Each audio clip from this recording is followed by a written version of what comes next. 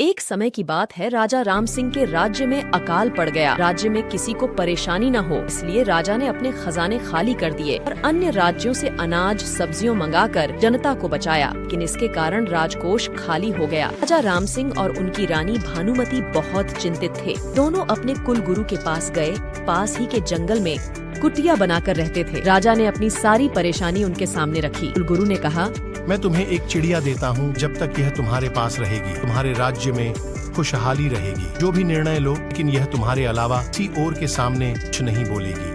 राजा और रानी दोनों चिड़िया को लेकर चल देते हैं। तभी गुरुजी ने कहा, इस चिड़िया को हमेशा खुश रखना, नहीं तो तुम भी खुश नहीं रह पाओगे। राजा रानी चिड़िया को राजमहल में ले आते हैं। इसके बाद राज्य से संबंधित जो भी निर्णय लेने होते, केले में चिड़िया से पूछता और चिड़िया जो बताती उसके अनुसार निर्णय लेता था। देखते ही देखते राज्य बहुत खुशहाल हो गया। यह देखकर राजा रानी बहुत खुश हुए। लेकिन राजा को एक डर सताने लगा, कल इस चिड़िया को कोई ले गया तो क्या होगा। सोचकर राजा चिड़िया को कहीं बाहर नहीं जाने देता था, उसे पिंजरे में कैद रखता था। रानी के महल में चिड़िया रहती, वाह, किसी को जाने नहीं दिया जाता था। एक दिन रानी ने राजा को बताया, महाराज, चिड़िया बहुत उदास है, उससे उसने दाना भी नहीं चुगा है। राजा ने उससे जाकर कारण पूछा, लेकिन चिड़िया कुछ नहीं बोली। राजा उससे राज्य के संबंधित भी प्रश्न करता, चिड़िया चुप रहती थी। राजा चिड़िया को लेकर अपने कुलगुरु के आश्रम पहुंच गया। कुलगुरु ने कहा, इस नन्ही सी जान ने तुम्हारे राज्य को समृद्ध बना दिया और तुमने इसे कैदियों की तरह पिंजरे में कैद कर दिया, इसकी आजादी छीन ली। राजा ने कहा, लेकिन महाराज, मैं इसे शत्रुओं से बचाना चाह रहा था। कुलगुरु, नहीं राजन, तुम इसे खोने से डर रहे थे, क्योंकि तुम अब सही निर्णय लेने के काबिल नहीं रहे। राजा को बात समझ में आ जाती है। वह कहता है, गुरुजी, मुझे अपनी भूल का एहसास है। मैं अब किसी चिड़िया की मदद से राजपाट नहीं चलाऊंगा, मैं